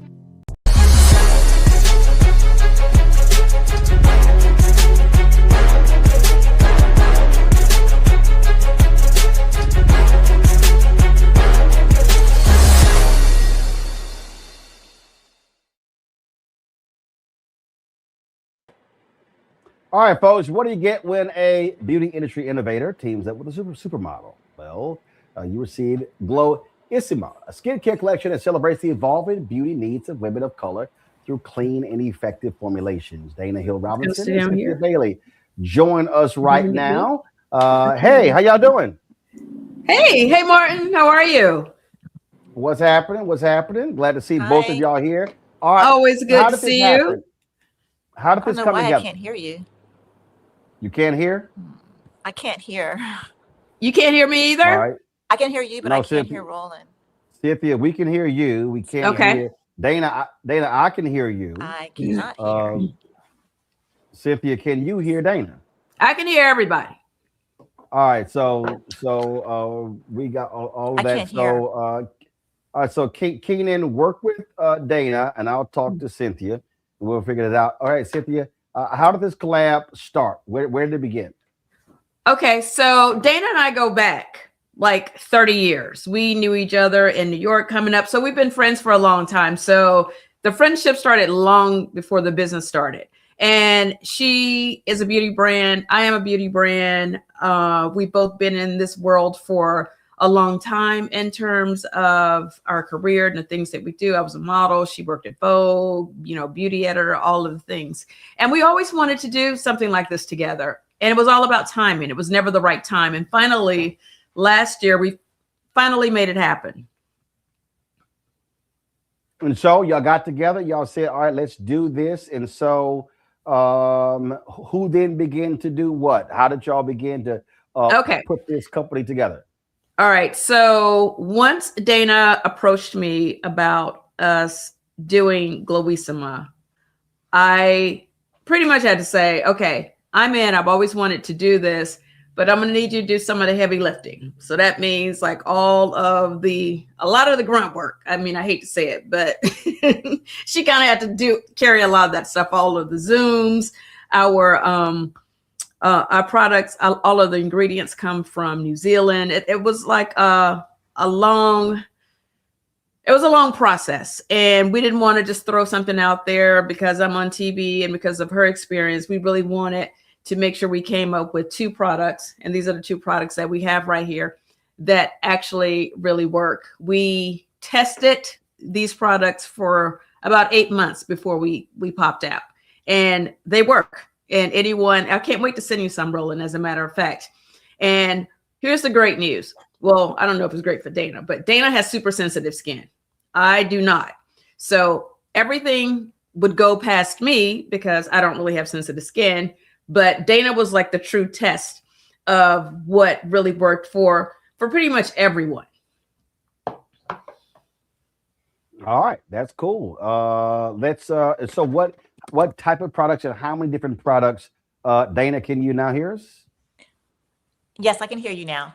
Oh, okay. There I am. I was Perfect. like, all right. what's going on? All right, so we got you. All right, so Yes. how many different products and what type of products do y'all have? So we have our ultimate, this is our ultimate radiance face cream, which is a deeply nourishing cream that we pair with let me bring this up, the Miracle Elixir face oil. So depending on if you have super dry skin or maybe you have a more oily skin, then you can decide on, do you want to combine the 2 together, or do you want to use the cream on its own and then possibly layer the oil on? So it's great because we call this our dynamic duo. So depending on your skin type, it works for everybody. So if you have oily skin, you don't have to be afraid of even of the oil because it was formulated to really nourish your skin and feed your skin. So it's going to go deep into your skin without being greasy. All right, cool. Now let's go to my panel. We only got questions. Let's start with Nola.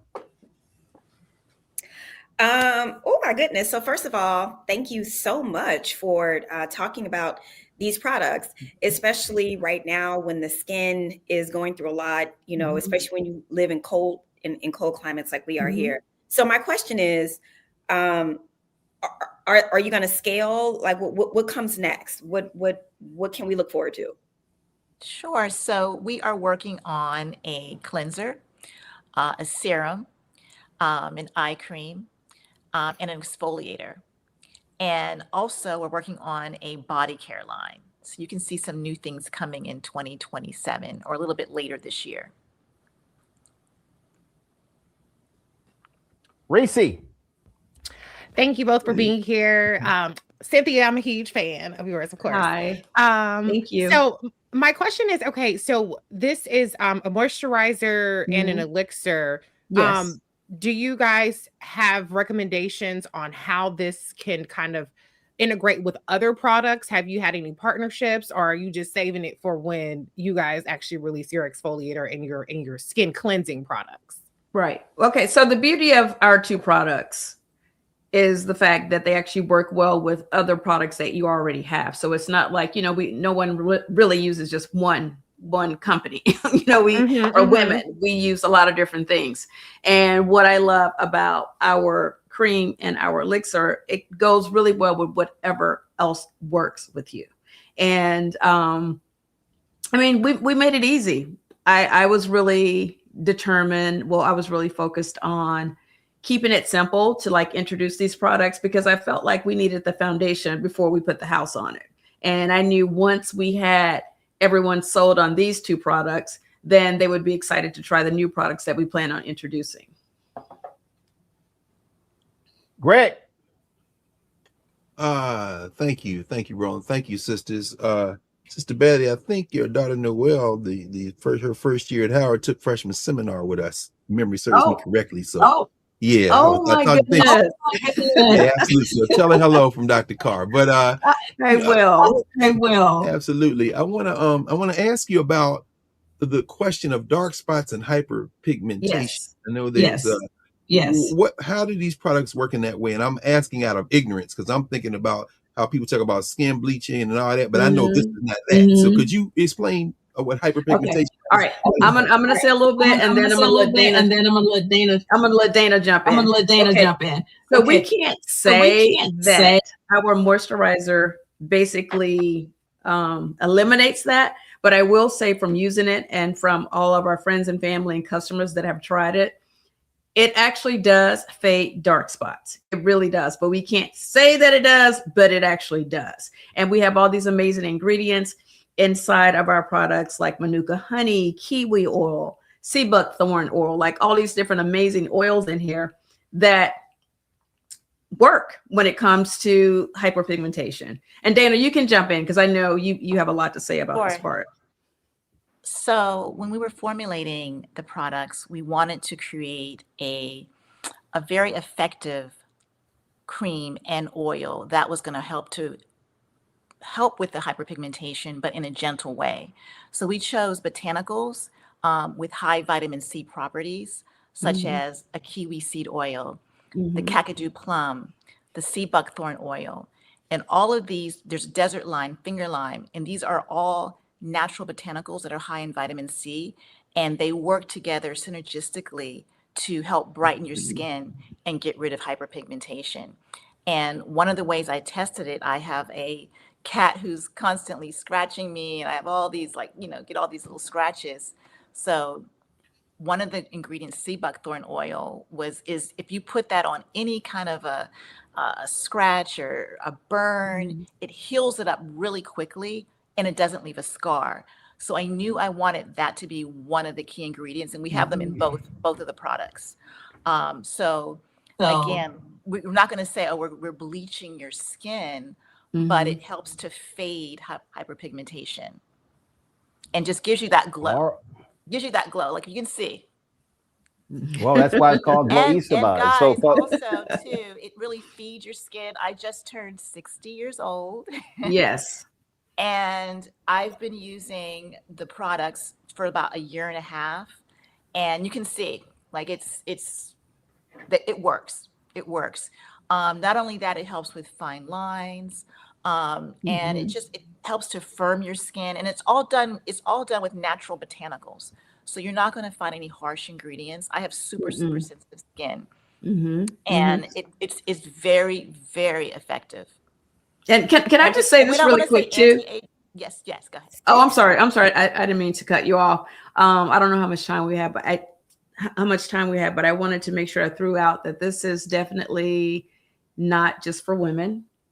No. This is for women, men, and with all of the natural ingredients that we have, it's actually great on kids and even babies. Like, it really is. So this is for everyone.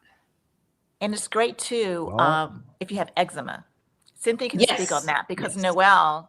My daughter Noelle has eczema, and the oil has been amazing for her. It really, really has. Like, I use this. I don't travel without these two products at this point. I just actually, because of the dry weather, I just actually put some of the oil on my hands before I actually got on here.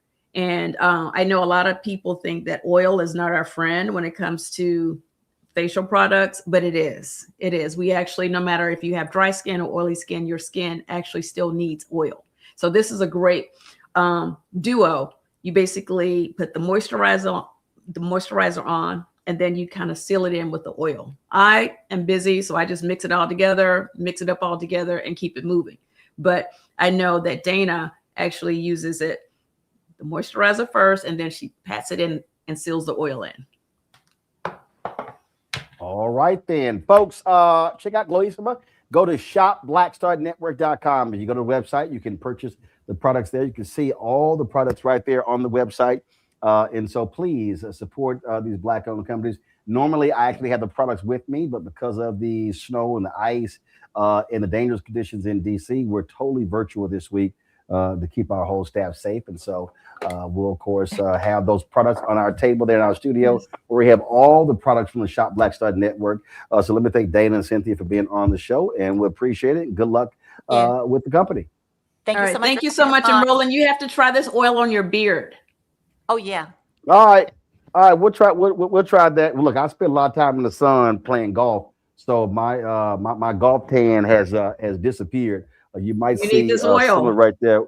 You might see some right there where my hat normally pull down. Yep. So definitely when it warms back up and we can get back on the course, I definitely got to be using some of that. So yes, we appreciate it. Thanks a lot. You're welcome. Thank you. Thank you for having us. Take care. Thank you. Bye. Thank you, everyone. Thank you very much. Let me thank Reese, Nola, and Greg for being on today's show. Appreciate it as well. Thank you so very much. Folks, don't forget, coming up right after the show, as soon as we get done, we're going to be streaming, of course, Second Opinion with Dr. Ebony J. Hilton. Some great information. It's our weekly new health show we launched, and trust me, I think you're going to really enjoy it. So that's coming up next. Don't forget to support the work that we do. Join our Bring the Funk fan club. Your resources are critically important to our work. If you want to contribute via Cash App, use the Stripe QR code. It's also for credit cards as well. You see right here on the screen. Checks and money order, make it payable to Roland Martin Unfiltered, P.O. Box 57196, Washington, D.C., 2003 7-0196. You also, of course, download the Black Star Network app. First of all, I'm sorry, PayPal, R. Martin Unfiltered, Venmo, RM Unfiltered, Zelle, Roland at RolandSMartin.com, Roland at RolandMartinUnfiltered.com. Folks on the YouTube chat, please hit the like button, y'all. Let's get those likes up as high as we can. Let's also download the Black Star Network app, Apple phone, Android phone, Apple TV, Android TV, Roku, Amazon Fire TV, Samsung Smart TV. You can also, of course, get our Roland Martin Unfiltered swag by going to shopblackstarnetwork.com, shopblackstarnetwork.com. You can get our hats and T-shirts and hoodies and all that good stuff. And don't forget, for products like Gloisima and the other Black-owned products we have, you can also go to shopblackstarnetwork.com. Lastly, be sure to download the app fan base. Be sure to get the app fan base, and so we can check that out. And again, folks, don't forget, every Monday noon Eastern, you can check out. Let's see here. Why am I not? Oh, here we go. Every Monday noon Eastern, you can check out Brittany Noble's show, The Breakdown with Brittany Noble. Not sure why we're not showing up yet. Let's see. There we go. The Breakdown with Brittany Noble. You can check that out every Monday noon Eastern, and then of course every Thursday, Second Opinion with Dr. Ebony J. Hilton. And you can actually see the first episode coming up right now. I'll see y'all tomorrow. Holla!